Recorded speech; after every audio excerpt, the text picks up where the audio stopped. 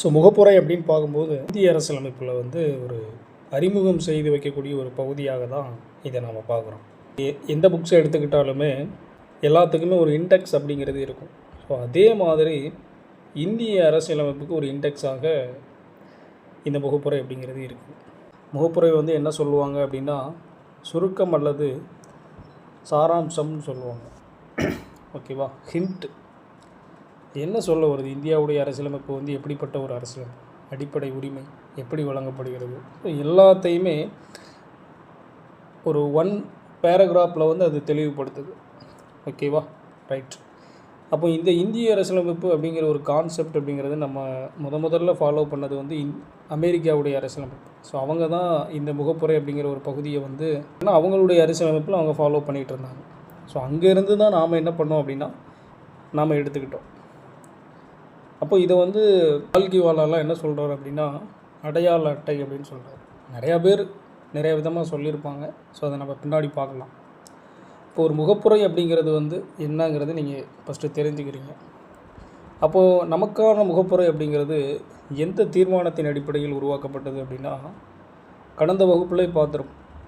ஒரு 3வது கூட்டுத்தொடராக டிசம்பர் 13, 1946 நடந்திருக்கும். அந்த கூட்டுத்தொடரில் வந்து நேரு வந்து என்ன பண்ணியிருப்பார் அப்படின்னா ஒரு குறிக்கோள் தீர்மானம் அப்படிங்கிற ஒரு தீர்மானத்தை வந்து சப்மிட் பண்ணியிருப்பார். ஸோ அதை இந்திய அரசியல் நிர்ணய சபை அப்படிங்கிறது 1947 ஜனவரி 22 அது எடுத்திருப்பாங்க. அதாவது ஏற்றுக்கொள்ளப்பட்டது. அதனுடைய ஒரு மறு வடிவமாக தான் எதை பார்க்குறாங்க அப்படின்னா அந்த முகப்புரை. ஸோ அதன் அடிப்படையில் உருவாக்கப்பட்டது. ஸோ நமக்கான அரசியலமைப்பில் ஒரு முகப்புரை வேணும் அப்படின்னு ஒரு கோரிக்கை வைத்த நபர் யாருன்னு ஒரு கொஷின் கேட்டால் கூட அது நேரு தான். Okay, right. அப்போது இந்த இந்திய அரசியலமைப்பில் இந்த முகப்புரை அப்படிங்கிறது எத்தனை முறை திருத்தப்பட்டுள்ளது அப்படின்னா ஒரே ஒரு முறை தான் திருத்தப்பட்டுள்ளது. ஸோ அது எப்போ அப்படின்னா 1976 42வது சட்ட திருத்தத்தின்படி அதை வந்து திருத்தியிருப்பாங்க. ஸோ அதன்படி அதில் என்னெல்லாம் சேர்த்துருப்பாங்க அப்படின்னா ஸோ சமதர்மம், மதசார்பின்மை, ஒருமைப்பாடு அப்படின்னு இந்த 3 வார்த்தைகள் அப்படிங்கிறது அங்கே சேர்த்துருப்பாங்க. தொடக்கத்தில் வந்து இது எப்படி இருந்திருக்கும் அப்படின்னா தொடக்கத்தில் அப்படிங்கிறது இறையாண்மை மக்களாட்சி குடியரசு அப்படின்னு இருந்திருக்கும். 1950 ஜனவரி 26 இறையாண்மை மக்களாட்சி குடியரசு அப்படின்னு இருந்திருக்கும். ஸோ அதை இந்த சட்ட திருத்தத்தின் மூலமாக அந்த 3 வார்த்தைகள் சேர்க்கப்பட்டு அது இப்போது எப்படி இருக்குது அப்படின்னா நடைமுறையில் இறையாண்மை, சமதர்மம், மதசார்பின்மை, மக்களாட்சி குடியரசு அப்படின்னு அது இருக்குது. ஓகேவா? ரைட். அப்போது இந்த முகப்புரை அப்படிங்கிறது எது தெளிவுபடுத்துது அப்படின்னா ஒரு 4 கூறுகளை வந்து அது வெளிப்படுத்துது. ஸோ ஒன்று என்ன அப்படின்னா அதிகாரத்தினுடைய ஆதாரம். இந்த அதிகாரத்தினுடைய ஆதாரம் அப்படிங்கிறது மக்கள் தான். ஏன்னா இந்திய மக்கள்கிட்ட தான் அதிகாரம் அப்படிங்கிறது இருக்குது. ஏன்னா முகப்புரை அப்படிங்கிறது எப்படி ஸ்டார்ட் ஆகுது அப்படின்னா இந்திய மக்களாகிய நாம் அப்படின்னு தொடங்கி நமக்கு நாமே வழங்கி கொள்கிறோம் அப்படின்னு சொல்லியிருக்கோம். அப்போ முழு ஆதாரம் அப்படிங்கிறது மக்கள் தான். அதே மாதிரி அரசினுடைய தன்மை அப்படிங்கிறது நம்ம சொன்ன மாதிரி தான். எப்படி அப்படின்னா இறையாண்மை, சமதர்மம், மதசார்பின்மை, மக்களாட்சி இது எல்லாம் நிறைந்தது தான் இந்தியாவினுடைய ஒரு அரசு. ஸோ இதே இந்த முகப்புரை தான் நமக்கு தெளிவுபடுத்துது. குறிக்கோள் வந்து என்ன அப்படின்னா நீதிங்கிறது ஒரு சரியான நீதி கிடைக்கணும், சுதந்திரமாக இருக்கணும், மக்கள் சமத்துவமாக இருக்கணும், சகோதரத்துவமாக இருக்கணும். ஸோ இதையும் வெளிப்படுத்தக்கூடியதாக இந்த முகப்புரை தான் இருக்குது. கடைசியாக நாம் இதை எப்போ ஏற்றுக்கொண்டோம் அப்படின்னா அரசியலமைப்பு அப்படிங்கிறத 1949 நவம்பர் 26 அன்னைக்கு ஏற்றுக்கொள்ளப்பட்டு 1950 ஜனவரி 26 அன்னைக்கு நடைமுறைக்கு கொண்டு வரப்பட்டது அப்படிங்கிறத பார்க்குறோம். ஸோ இந்த முகப்புரை அப்படிங்கிறதுல என்னென்ன முக்கிய சொற்கள்லாம் இருக்குது அப்படிங்கிறத பார்க்கும்போது கிட்டத்தட்ட முகப்புரையில் வந்து ஃபஸ்ட்டு வார்த்தையை நம்ம பார்த்தோம், இறையாண்மை. ஸோ இறையாண்மை அப்படிங்கிறது என்ன? ஸோ இறையாண்மை அப்படிங்கிறது வந்து வேற ஒன்றும் இல்லை, ஒரு உச்சபட்ச அதிகாரம் அப்படின்னு சொல்லுவாங்க. ஸோ இந்த இங்கிலாந்து அப்படிங்கிற ஒரு கம்பெனி, இந்த ஆட்சிகள் எல்லாமே வெளியிலேருந்து வந்து நம்மளை ரோல் பண்ணுவாங்க. ஸோ இதே மாதிரி இந்த காலகட்டத்தில் பண்ண முடியுமா அப்படின்னா கிடையாது. காரணம் நாம் ஒரு இறையாண்மை உடைய அரசாக நாம் மாறிட்டோம் அப்படிங்கிறது தான். ஸோ அதனால் நாம் தான் நம்மக்கிட்ட தான் அந்த முழு அதிகாரம் இருக்குதே தவிர வெளியிலேருந்து வந்து யாரும் நம்மளை வந்து கண்ட்ரோல் பண்ண முடியாதுங்கிறது தான் சொல்கிறாங்க. இப்போ உள்நாட்டு மற்றும் வெளிநாட்டு விவகாரங்களில் வந்து வெளியில் உள்ள எந்த நாடுகளும் நம்மக்கிட்ட வந்து தலையிட முடியாது. ரெண்டாவது, சர்வதேச உறுப்பினராக நாம் காமன்வெல்த்து இதெல்லாம் இருக்கிறோம். ஒரு பொதுவான தலைவர்கள் அது நியமிக்கப்பட்டிருந்தாலும் ஸோ அது வந்து நம்மளை வந்து பாதிக்குமா, இந்த இறையாண்மையை பாதிக்குமா அப்படின்னா பாதிக்காது அப்படிங்கிறத சொல்கிறாங்க. ஸோ நிலப்பரப்பு அப்படின்னு பார்க்கும்போது பிற நாட்டினுடைய பகுதிகளை நம்மளால் கையகப்படுத்த முடியும். ஸோ நாமளும் பிற நாடுகளுக்கு சில பகுதிகளை வழங்க முடியும் அப்படிங்கிறத இந்த இறையாண்மை அப்படிங்கிறது மூலமாக நம்ம பார்க்குறோம். ஸோ அதுலேயும் எந்த பாதிப்பும் இல்லை அப்படிங்கிறத சொல்கிறாங்க. இறையாண்மை அப்படிங்கிற வார்த்தையை வந்து முதல்ல அறிமுகப்படுத்தியது யார் அப்படின்னா ஜீன் போடின் அப்படிங்கிறவர். ஸோ அவர் குடியரசு அப்படிங்கிற ஒரு நூலில் 1576 வெளியிட்டிருப்பார். அந்த நூலில் தான் இறையாண்மை அப்படிங்கிற வார்த்தை வந்து அறிமுகமாகுது. இன்னொன்று கொஸ்டின் இதில் இறையாண்மையை பற்றி என்ன கேட்கலாம் அப்படின்னா, இறையாண்மை தொடர்பான வழக்குகள் அப்படின்னு கேட்கலாம். ஒரு 4 வழக்குகள் இருக்குது. இறையாண்மை தொடர்பான வழக்குகள் ஒரு 4 வழக்குகள் இருக்குது. ஸோ என்னென்ன வழக்குகள் அப்படின்னா, ஏகே கோபாலன் வழக்குன்னு சொல்லுவாங்க. ஸோ மதராஸ் அரசில் நடந்தது. ஸோ அது வந்து 1950 ஏகே கோபாலன் வழக்கு. மதன கோபால் வழக்கு வந்து 1954. இன்னொன்று சிந்தெட்டிக்ஸ் வழக்கு அப்படின்னு சொல்லுவாங்க, அது 1990. ஃபைனலாக இந்திரா காந்தி வெர்சஸ் ராஜ்நாராயணன் வழக்கு. ஸோ இது 1975. இந்த 4ம் தான் என்ன அப்படின்னா இறையாண்மை தொடர்பான ஒரு வழக்குகளாக நாம் அங்கே பார்க்குறோம். ஸோ இறையாண்மை அப்படிங்கிறது என்ன அப்படின்னா ஒரு உச்சபட்ச அதிகாரம் அப்படிங்கிறத பார்த்துருக்குறோம். ரெண்டாவதாக பார்க்க வேண்டிய வார்த்தை என்னென்னா சமதர்மம். ஸோ சமதர்மம் அப்படிங்கிற வார்த்தை வந்து முதல்ல இது 1976 42வது சட்ட திருத்தத்தின்படி கொண்டு வந்திருந்தாலும் 1955 ஆவடி மாநாட்டில் என்ன பண்ணியிருப்பாங்கன்னா ஒரு சமதர்ம சமுதாயத்தை நாம் உருவாக்கணும் அப்படின்னு காங்கிரஸ் வந்து தீர்மானத்தை எடுத்துட்டாங்க. ஸோ அதே மாதிரி நாம் எந்த சமதர்மத்தை வழங்குகிறோம் அப்படின்னா ஜனநாயக சமதர்மம் தான். ஜனநாயக சமதர்மம்னா என்ன அப்படின்னா பொது மற்றும் தனியார் துறை ரெண்டுமே சம அளவில் செயல்படக்கூடியதாக இருக்கும். அதுதான் கலப்பு பொருளாதாரம் நாம் பார்க்குறோம். நாம் கலப்பு பொருளாதாரத்தை தான் ஃபாலோ பண்ணுறோம். கம்யூனிஸ்ட் சமதர்மம் கிடையாது. கம்யூனிசம்னா என்ன, ஃபுல் அண்ட் ஃபுல் என்ன, கவர்மெண்ட் அப்படிங்கிறது ஒரு ரோல் பண்ணிக்கிட்டு தனியார் துறையை வந்து அவங்க என்ன பண்ணிடுவாங்க, அடிமைப்படுத்துகிற மாதிரி கொண்டு போவாங்க. ஸோ அந்த மாதிரிலாம் இது கிடையாது. நம்மளுடைய சமதர்மம் அப்படிங்கிறது ஒரு மார்க்சியம் ப்ளஸ் என்ன காந்தியினுடைய சமதர்மத்தை நம்ம தத்துவத்தையும் நாம் எடுத்துருக்கிறோம். ஸோ அப்படிப்பட்ட ஒரு சமதர்மம் தான் நாம் ஃபாலோ பண்ணிகிட்டு இருக்கிறோம்.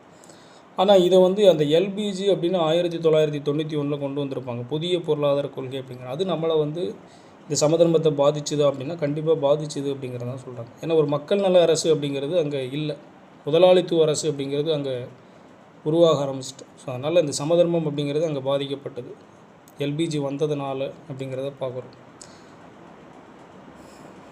ஸோ மதசார்பின்மை அப்படிங்கிறது என்ன அப்படின்னா, மதசார்பின்மை அப்படிங்கிறது 1976 42வது சட்டத்திருத்தத்தின்படி கொண்டு வந்தாலும் அதற்கு முன்பே உச்சநீதிமன்றம் அப்படிங்கிறது 1974 தெளிவுபடுத்தியிருக்கும். என்ன அப்படின்னா அரசியலமைப்பில் வந்து ஒரு வெளிப்படையாக அதை குறிப்பிடவில்லை என்றாலும் கூட அடிப்படை உரிமையில் அது சொல்லப்பட்டிருக்கு. 25 to 28 சொல்லியிருக்கு. ஏன்னா அரசுக்குன்னு எந்த மதமும் கிடையாது, தான் நேர்மறையான கருத்துன்னு சொல்ல வரும். அரசுக்குன்னு எந்த மதமும் கிடையாது, எல்லா மதங்களுக்கும் சம அந்தஸ்துங்கிறது இந்த அரசு வழங்கி கொண்டிருக்கிறது. ஸோ அதனால தான் நாம் மதசார்பற்ற ஒரு நாடாக நாம் இருக்கிறோம் அப்படிங்கிறத பார்க்குறோம். ஸோ மதசார்பற்ற அப்படிங்கிறது 1976 42வது சட்டத்திருத்தத்தின்படி உருவாக்கப்பட்டது அப்படிங்கிறத நீங்கள் தெரிஞ்சுக்கிறீங்க. 8. ஸோ அடுத்து வந்து என்ன அப்படின்னா ஜனநாயகம். ஸோ மக்களாட்சி.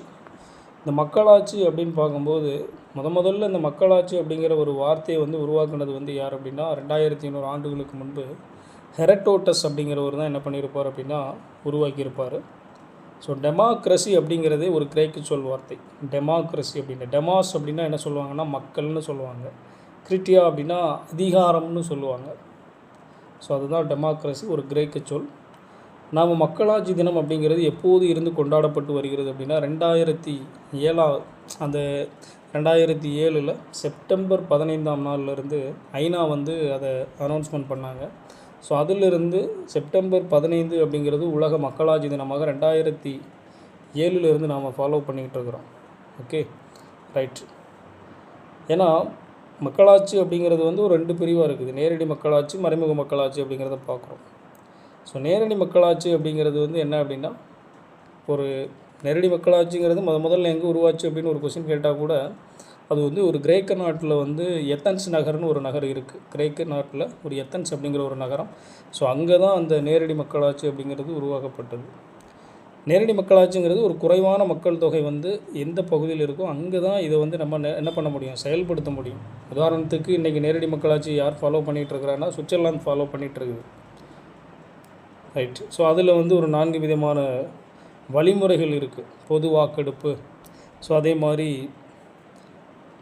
தொடக்க வாக்கெடுப்பு, திரும்ப பெறுதல், பொது பிரச்சனை மீதான வாக்கெடுப்புன்னு மாதிரி மக்கள் தான் ஃபுல் அண்ட் ஃபுல் ரைட்ஸ் வந்து இது என்ன நேரடியாகவே அவங்க அதிகாரத்தை பண்ணுவாங்க. ஸோ இதுதான் நேரடி மக்களாட்சி. மறைமுக மக்களாட்சி அப்படின்னு பார்க்கும்போது பிரதிநிதிகள் தான் செயல்படுத்துகிறாங்க. சரியா, பிரதிநிதி நாம் வந்து தேர்ந்தெடுக்கக்கூடிய பிரதிநிதிகள் தலைவர்களை உருவாக்கி ஸோ அவங்க தான் நம்மளை வந்து என்ன பண்ணுறாங்க, நமக்கான தேவைகளை வந்து அவங்க அங்கே கவர்மெண்ட்டு ஃபாலோ. அதாவது இன்றைக்கி குடியரசு ஆட்சி அப்படின்னு பார்க்கும்போது குடியரசுத் தலைவரை நாம் தேர்ந்தெடுக்கலை. ஸோ அதே மாதிரி நாம் எம்எல்ஏவை தேர்ந்தெடுக்கிறோம், நம்ம பிரதிநிதிகள் குடியரசுத் தலைவர் இந்த சிஸ்டம் தான் என்ன அப்படின்னா மறைமுக மக்களாட்சி. அப்போ நாம் இந்தியாங்கிறது ஒரு மறைமுக மக்களாட்சியை தான் ஃபாலோ பண்ணிகிட்ருக்குங்கிறத பார்க்குறோம். மறைமுக மக்களாட்சின்னு 2 விதமாக சொல்லுவாங்க. பாராளுமன்ற மக்களாட்சி, அதிபர் முறை மக்களாட்சின்னு சொல்லுவாங்க. பாராளுமன்ற மக்களாட்சின்னா ஃபுல் அண்ட் ஃபுல் அதிகாரம் பாராளுமன்றத்துக்கிட்ட தான் இருக்குது. ஸோ இன்றைக்கி இந்தியா, இங்கிலாந்து ஸோ அதை தான் ஃபாலோ பண்ணிகிட்ருக்குது. அதிபர் மக்களாட்சி அமெரிக்கா ஃபாலோ பண்ணிகிட்ருக்கு. அமெரிக்கா, கனடா இதெல்லாம். ஸோ இவங்க வந்து அதிபர் தான் இங்கே ஃபுல் அண்ட் ஃபுல் ரைட்ஸ் அவர்கிட்ட தான் இருக்குது அப்படிங்கிறத பார்க்குறோம். ரைட். ஸோ எது எப்படியோ எதை அது வெளிப்படுத்தணும் அப்படின்னா ஒரு சமூக, அரசியல், பொருளாதார ஜனநாயகத்தை அது வெளிப்படுத்தணும்.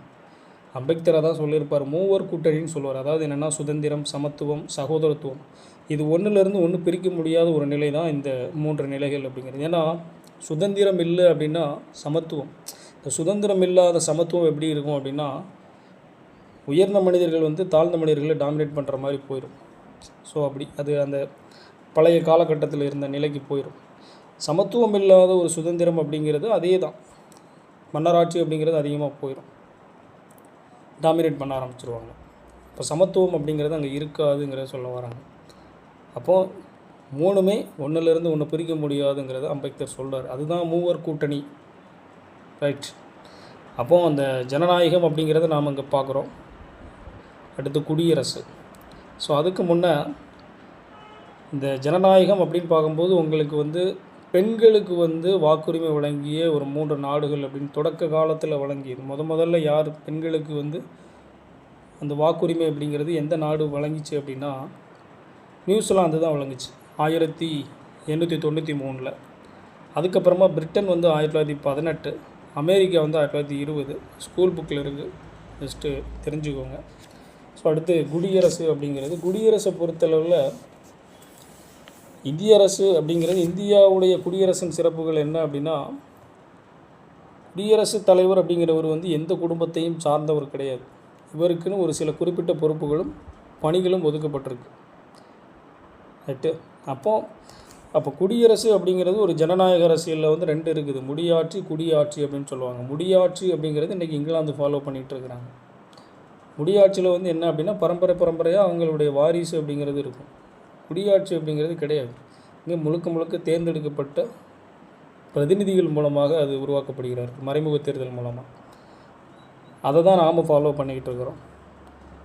ஸோ இதில் வந்து குடியரசுத் தலைவர் அப்படிங்கிறவர் தேர்ந்தெடுக்கப்படுறாரு, அவருடைய பதவி காலம் 5 ஆண்டுகள் அப்படிங்கிறதெல்லாம் பார்க்குறோம். மன்னராட்சிங்கிறது இங்கிலாந்து, குடியாட்சிங்கிறது அமெரிக்கா, இங்கிலாந்துலாம் ஃபாலோ பண்ணிகிட்டு இருக்கிறாங்க. ரைட்டா. அப்போது இதில் வந்து என்ன அப்படின்னா உங்களுக்கு பரந்த விளைவுகள் அப்படின்னு பார்க்கும்போது என்னென்னா மக்கள் இறையாண்மையை நம்ம ஃபாலோ பண்ணது. குடியரசு அப்படிங்கிற கான்செப்டை எடுத்ததுக்கு ரீசன் என்ன அப்படின்னா மக்கள் இறையாண்மை தான். அப்போது அரசியல் அதிகாரங்கிறது மக்கள்கிட்ட தான் இருக்குது, மன்னரை போன்ற ஒரு தனிநபர்கிட்ட இல்லை அப்படிங்கிறது தெளிவுபடுத்துது. அதே மாதிரி சலுகை பெற்ற வகுப்புகள்லாம் கிடையாது, எந்த சலுகையும் கிடையாது, பாகுபாடின்றி ஒவ்வொரு குடிமகனுக்கும் அந்த உரிமைங்கிறது வழங்கப்பட்டிருக்குங்கிறது. ஸோ இந்த 2 ரீசன் தான் நாம் குடியரசு அப்படிங்கிற ஒரு கான்செப்டை எடுத்ததுக்கு முக்கிய காரணமாக பார்க்குறோம். ஸோ குடியரசு அப்படிங்கிறதுல ஸோ இவ்வளோ தான் தெரிஞ்சிக்க வேண்டிய பாயிண்ட்டு. ஜஸ்டிஸ் அப்படின்னு பார்க்கும்போது என்ன அப்படின்னா இந்த ஜஸ்டிஸை பொறுத்தளவில் என்ன அப்படின்னா ஒரு 3 வகையான நீதியை வழங்குது. ஒரு 3 வகையான நீதி என்ன அப்படின்னா, சமுதாய நீதி, பொருளாதார நீதி, அது மாதிரி அரசியல் நீதி. இந்த 3மே அடிப்படை உரிமை ப்ளஸ் டிபிஎஸ்பி மூலமாக வழங்கப்பட்டுக்கிட்டு இருக்குது அப்படிங்கிறத பார்க்குறோம். இப்போது சமுதாய நீதி அப்படிங்கிறது சமூக நீதி. அந்த சமூக நீதி அப்படிங்கிறது ஜாதி, நிறம், மதம் அல்லது பாலினத்தை பொருட்படுத்தாமல் எஸ்சி, எஸ்டி மற்றும் பெண்கள் நிலையை வந்து மேம்படுத்துறது. ஸோ இதில் பாகுபாடுங்கிறத காட்டக்கூடாதுங்கிறத சொல்லுது. பொருளாதார நீதி அப்படிங்கிறது ஒரு பொருளாதார காரணிகளை அடிப்படையில் வச்சு நீங்கள் என்ன பண்ணக்கூடாது, ஒரு மனிதரை வந்து பாகுபடுத்தக்கூடாது அப்படிங்கிறத தெளிவுபடுத்துது. அரசியல் நீதிங்கிறது இன்றைக்கி எல்லாத்துக்குமே அரசியலில் நுழைவதற்கு ரைட்ஸ் அப்படிங்கிறது இருக்குது. இவங்க தான் நுழையணும், இவங்கெல்லாம் அதில் ஈடுபடக்கூடாது அப்படின்னு எங்கேயுமே பாகுபடுத்தலை. அப்போது எல்லாத்தையும் தாண்டி உங்களுக்கு நீதிங்கிறது ஒரு 3 விதமான நீதி தான். சமூக, பொருளாதார, அரசியல் நீதியை இந்திய அரசியலமைப்பு வழங்குது. அதை முகப்புரை நமக்கு சொல்லுது. நாம் இந்த சமூக, பொருளாதார, அரசியல் நீதிங்கிற கான்செப்ட் எங்கேருந்து எடுத்துக்கிட்டோம் அப்படின்னா, ரஷ்ய புரட்சியிலேருந்து எடுத்துருப்போம். 1917 ரஷ்ய புரட்சியிலேருந்து தான் இதை எடுத்துக்கிட்டோம். இதோட ஆதாரங்கிறது அதுதான். ரைட். அப்போது நீதிமுறைங்கிறது ஒரு 3 நீதி அப்படிங்கிறத நீங்கள் இங்கே பார்க்குறீங்க. ரைட். இதில் வந்து மற்றபடி தெரிஞ்சுக்கிறதுக்கு ஒன்றும் இல்லை. அடுத்து சுதந்திரம். சுதந்திரத்தை பொறுத்தளவில் என்ன அப்படின்னா, இந்த சுதந்திரம் அப்படிங்கிற வார்த்தையுமே லிபர்னு சொல்லுவாங்க, லத்தீன் வார்த்தையிலேருந்து பெறப்பட்டது. சுதந்திரத்தை பொறுத்தளவில் என்ன அப்படின்னா, ஒருத்தங்க எண்ணம், வெளிப்பாடு, நம்பிக்கை, விசுவாசம், வழிபாடு, ஸோ இதிலெல்லாம் அவங்க சுதந்திரமாக செயல்படணும். இதில் எந்த ஒரு பாகுபாடோ எந்த தடையும் இருக்கக்கூடாதுங்கிறது தான் சொல்லுது சுதந்திரம் அப்படிங்கிறது. ஏன்னா இங்கே முழுமையான உரிமை இருக்குதா, அப்சல்யூட்லி அப்படின்னு இருக்கா அப்படின்னா அப்சல்யூட்லாம் கிடையாது. குவாலிஃபைடு தான். ஏன்னா ஒரு தகுதிங்கிறது இருக்குது. அரசியலமைப்புக்குள்ளே நீங்கள் இந்த வரம்புக்குள்ளே தான் நீங்கள் இதை செயல்படணும் அப்படிங்கிறத நமக்கு அரசியலமைப்பு தான் தெளிவுபடுத்துது. அதனால் நமக்கு வந்து முழுமையான உரிமை கொடுத்துருக்குறாங்களான்னா கிடையாது. குவாலிஃபைடு தான். அது அரசியலமைப்பு வரம்புக்கு உட்பட்டது அப்படிங்கிறத நீங்கள் தெரிஞ்சுக்கணும். செயல்படுத்தும் முறை அப்படிங்கிறது இந்த சுதந்திரத்தை நாம் எப்படிலாம் செயல்படுத்துகிறோன்னா அதே தான். அடிப்படை உரிமை, டிபிஎஸ்பி, ஸோ இதன் மூலமாக நாம் என்ன பண்ணுறோம், இதை வந்து என்ன பண்ணுறோம், செயல்படுத்திக்கிட்டு இருக்கிறோம். இதை ஒரு மனிதன் வந்து மீறும் பொழுது அவன் நீதிமன்றத்துக்கு என்ன பண்ணுறான், தீர்வு பண்ணப்படுறான். அதாவது என்னென்னா, மீறப்பட்டால் இந்த அடிப்படை உரிமை வந்து ஒரு மனிதனுக்கு கிடைக்கலன்னா கூட அவன் நீதிமன்றத்தை தான் அணுகணும். டிபிஎஸ் அதாவது என்னென்னா, ஆர்டிக்கல் 32 அரசுக்கு உட்பட்டு தீர்வு காணும் உரிமை இதெல்லாம் இருக்குது. அப்போ அவனுக்கு கிடைக்கலனாலும் அவன் நீதிமன்றத்தை தான் நாடணும். அவன் மீறினாலும் அது நீதிமன்றத்தில் தான் அந்த பிரச்சனையை அவன் அணுகணும் அப்படிங்கிறத சொல்ல வராங்க. ரைட். ஸோ இந்த கான்செப்ட்டுமே, இந்த சுதந்திரம், சமத்துவம், சகோதரத்துவம், இந்த 3 கான்செப்ட்டுமே நாம் எங்கேருந்து எடுத்துக்கிட்டோம்னா பிரெஞ்சு புரட்சி 1789 நடந்த பிரெஞ்சு புரட்சி. ஸோ அங்கே தான் சுதந்திரம், சமத்துவம், சகோதரத்துவம் அப்படிங்கிறது பெருசாக பேசப்பட்டிருக்கும். ஸோ அதிலிருந்து தான் நாம் இந்த கான்செப்டை எடுத்துக்கிட்டோம். ரைட்டா? ஏன்னா இன்றைக்கி புதுடெல்லியில் இருக்கக்கூடிய ஒரு மத்திய செயலகத்தில் கூட எழுதியிருக்கும். என்ன எழுதியிருக்கும் அப்படின்னா, சுதந்திரம் என்பது மனிதர்களை நோக்கி வருவதல்ல, மாறாக மனிதர்களே சுதந்திரத்தை நோக்கி எழுச்சி கொண்டு செல்ல வேண்டும். எழுச்சி கொண்டு செல்ல வேண்டும். சுதந்திரம் என்பது மனிதர்களை நோக்கி வருவது அல்ல, மாறாக மனிதர்களே சுதந்திரத்தை நோக்கி எழுச்சி கொண்டு செல்ல வேண்டும். ஸோ அதுதான் புதுடெல்லியில் இருக்கக்கூடிய ஒரு மத்திய செயலகத்தில் வந்து அது எழுதப்பட்டிருக்கும் அப்படிங்கிறத பார்க்குறோம். இன்றைக்கி வந்து சுதந்திரம் அப்படிங்கிறது வந்து நாம் எப்படிலாம் செயல்படுத்திக்கிட்டு இருக்கோங்கிறத அடிப்படை உரிமை டிபிஎஸ்பி மூலமாக பார்க்குறோம். ஈக்குவாலிட்டி அப்படிங்கிறது, இந்த ஈக்குவாலிட்டி அப்படிங்கிறது வந்து என்ன சொல்லுது, உங்களுக்கு ஆர்டிக்கலே இருக்குது. ஈக்குவாலிட்டியை பொறுத்தளவில் அடிப்படை உரிமையிலே சொல்லப்பட்டிருக்கு. சமத்துவம் அப்படிங்கிறது வந்து ஈக்குவாலிஸ் அப்படிங்கிற ஒரு லத்தீன் வார்த்தையிலிருந்து தான் இந்த ஈக்குவாலிட்டி அப்படிங்கிறது பெறப்பட்டது. சரத்து 14 to 19 பார்க்குறோம். 14 என்ன சொல்லுது அப்படின்னா, சட்டத்தின் முன் அனைவரும் சமம். 15 வந்து பாகுபடுத்தக்கூடாதுன்னு சொல்லுது.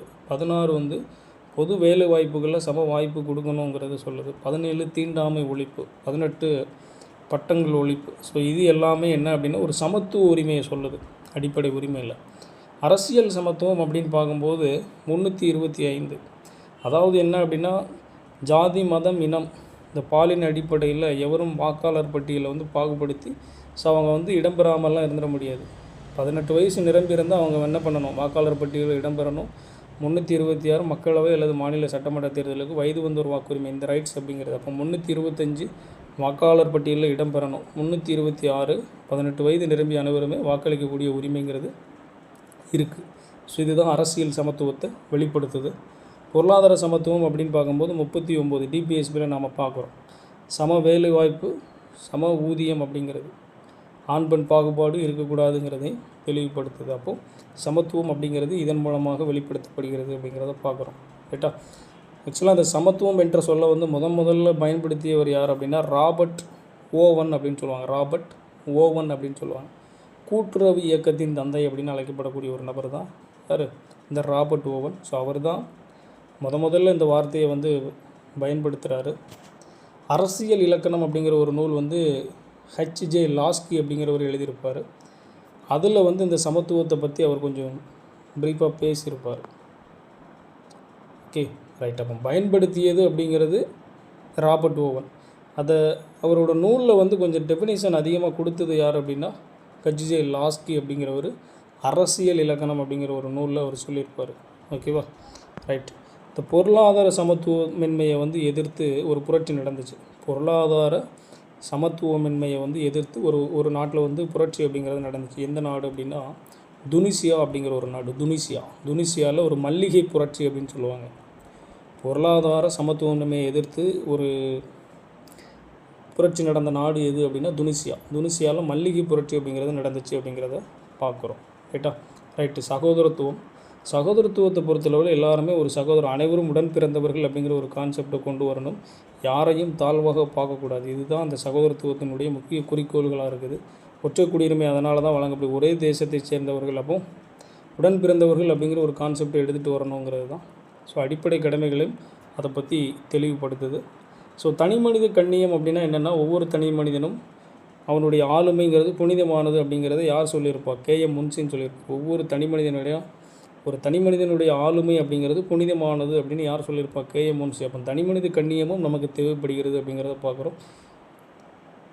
ஸோ அதுதான் சகோதரத்துவத்தினுடைய ஒரு முக்கிய பண்பாகவும் இருக்குங்கிறத பார்க்குறோம். தேசத்தினுடைய ஒற்றுமை ஒருமைப்பாடு அப்படிங்கிற அந்த ஒருமைப்பாடு அப்படிங்கிற வார்த்தை வந்து நம்ம பார்த்தோம் 1976 42வது சட்ட திருத்தத்தின்படி. இந்த ஒருமைப்பாடும் நமக்கு தேசிய ஒருமைப்பாடுங்கிறது எப்படின்னா, இப்போ உறுப்பு 1 என்ன சொல்லுது, பகுதி 1 என்ன சொல்லுதுன்னா, இந்தியாங்கிறது ஒரு மாநிலங்களினுடைய ஒன்றியம் தான்.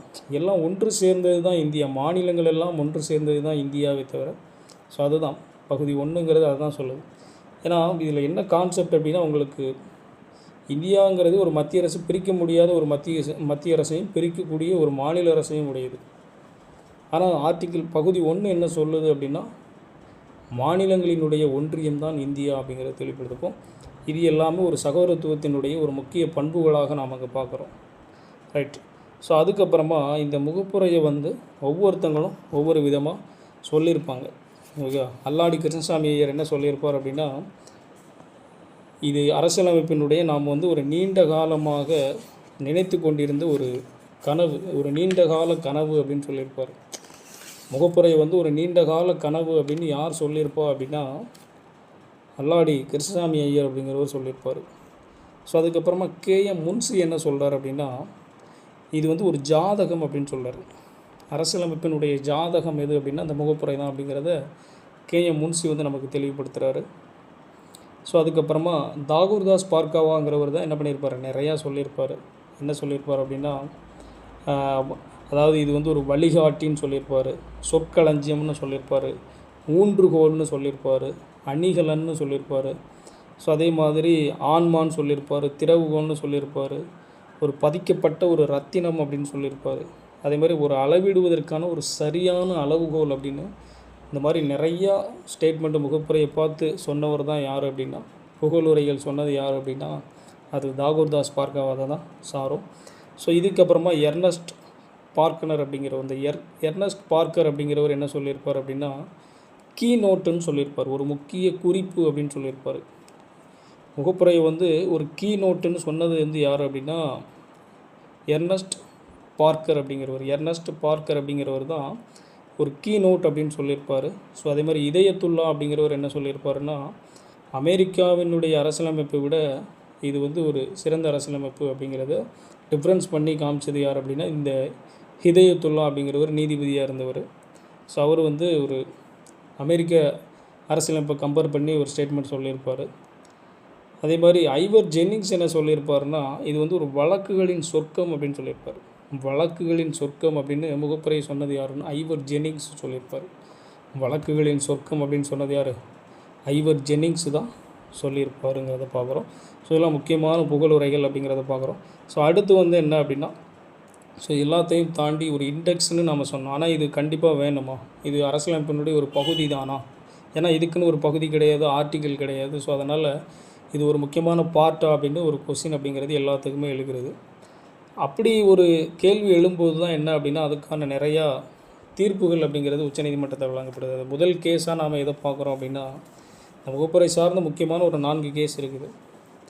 ஸோ அதில் முதல் கேஸாக நாம் எதை பார்க்குறோம் அப்படின்னா, இந்த பெருபாரி யூனியன் வழக்குன்னு சொல்லுவாங்க. இந்த பெருபாரி யூனியன் வழக்கு 1960 நடக்கும். இந்த 1960 நடக்கும்போது இவங்க என்ன சொல்லிடுவாங்கன்னா, இந்த தீர்ப்பில் முகப்புரைங்கிறது ஒரு அரசியலமைப்பினுடைய பகுதி அல்ல அப்படின்னு தெளிவுபடுத்திடுவாங்க. இந்த வழக்கில் வந்து முகப்புரைங்கிறது ஒரு அரசியலமைப்பினுடைய ஒரு பகுதி அல்ல அப்படிங்கிறது அது உச்சநீதிமன்றம் வந்து தீர்ப்பு வழங்கிடும். ரெண்டாவது வந்து 1973 கேசவானந்த பாரதி வழக்கு. இந்த கேசவானந்த பாரதி வழக்கு என்ன சொல்லியிருக்கும் அப்படின்னா, இந்த தீர்ப்பில் அதை மறுபரிசீலனை பண்ணுறாங்க. முகப்புரைங்கிறது அரசியலமைப்பினுடைய ஒரு பகுதி தான் அப்படிங்கிறது இது சொல்ல வருது. பெருபாரி வழக்கில் பகுதி அல்ல 60. 73 கேசவானந்த பாரதி வழக்கில் என்ன சொல்லிடுவாங்கன்னா, இது ஒரு பகுதி தான் அப்படிங்கிறத சொல்லிடுவாங்க. ஸோ இதுக்கப்புறமா என்ன ஆகுது அப்படின்னா, எஸ்ஆர் பொம்மை வழக்குன்னு 1994 ஒன்று இருக்கும். ஸோ அதுலேயுமே ஒரு பகுதி அப்படிங்கிறத சொல்லியிருப்பாங்க. அதுலேயுமே ஒரு பகுதி தான் அப்படிங்கிறத சொல்லியிருப்பாங்க. எல்லாத்தையும் தாண்டி 1995 எல்ஐசி வழக்குன்னு சொல்லுவாங்க.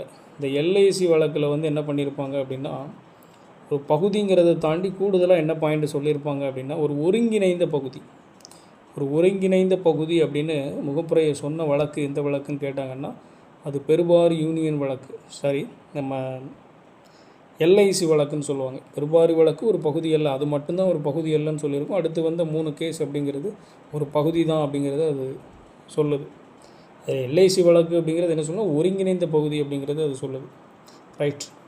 ஸோ அடுத்து வந்து என்ன அப்படின்னா, ஸோ ஒரு பகுதிங்கிறதுக்கு ஒரு தெளிவு கிடச்சிருச்சு.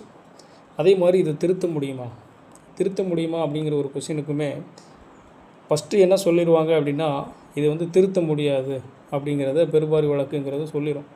இது வந்து திருத்த முடியாது அப்படிங்கிறது சொல்லிடும். பெருபாரி வழக்கு, அதாவது பெருபாரி வழக்குங்கிறது ஒரு பகுதி அல்ல. ஸோ அதனால் அதை திருத்த முடியாது அப்படிங்கிறத சொல்லிடும். பட் கேசவானந்த பாரதி வழக்கு 73 கேரளா வழக்கு தான் என்ன பண்ணியிருக்கோம் அப்படின்னா, இது ஒரு பகுதி. அதே மாதிரி இது 368 படி இது திருத்த முடியும். பட் என்ன அப்படின்னா, அடிப்படை கட்டமைப்புன்னு ஒன்று இருக்குது. அந்த ஸ்ட்ரக்சர் வந்து மாறாமல் நீங்கள் என்ன பண்ணிக்கலாம், என்ன திருத்தம் வேணாலும் பண்ணிக்கலாம் அப்படிங்கிறத சொல்லியிருக்கோம். அடிப்படை கட்டமைப்பு மாறாமல் ஆர்டிக்கல் 368 படி இதை திருத்தம் பண்ண முடியும் அப்படிங்கிறத இந்த கேசவானந்த பாரதி வழக்கு தான் தெளிவுபடுத்தியிருக்கும். ஓகே, அப்போ அரசியலமைப்பில் முகப்புரைங்கிறத திருத்த முடியுங்கிறத ஒரு சொன்ன வழக்கு எது அப்படின்னா அது கேசவானந்த பாரதி வழக்கு தான். ரைட்டு. ஸோ அப்புறமா ஃபைனலாக அதன்படி திருத்தப்பட்டது தான் என்ன, 1976 42வது சட்ட திருத்தத்தின்படி 3 வார்த்தைகள் சேர்க்கப்பட்டது. சமதர்மம், மதசார்பின்மை, ஒருமைப்பாடு அப்படிங்கிற வார்த்தை சேர்க்கப்பட்டு, ஸோ அது இன்றைக்கி எப்படி நடைமுறையில் இருக்குங்கிறதையும் பார்த்தோம். இறையாண்மை, சமதர்மம், மதசார்பின்மை, மக்களாட்சி குடியரசு அப்படின்னு இன்றைக்கி இருக்குது அப்படிங்கிறத பார்க்குறோம். ரைட். ஸோ முகப்புரையில் அந்த முக்கியமான கலைச்சொற்கள் என்னென்ன அப்படிங்கிறத நீங்கள் பார்க்குறீங்க. அதுபோக முக்கியமான வழக்குகள் என்ன, யார் யார் என்ன சொல்லியிருக்கிறா, இதுதான் இங்கே நீங்கள் அதிகமாக ஃபோக்கஸ் பண்ண வேண்டிய ஏரியான்னு பார்க்குறேன். ஸோ அதனால் முகப்புரைங்கிறது இவ்வளோ தான். இதை நல்லா படித்தாலே இதிலிருந்து இருக்கக்கூடிய கொஸ்டினுக்கு நம்மளால் ஆன்சர் பண்ண முடியும். ஓகே, அடுத்த கிளாஸில் சந்திப்போம். நன்றி.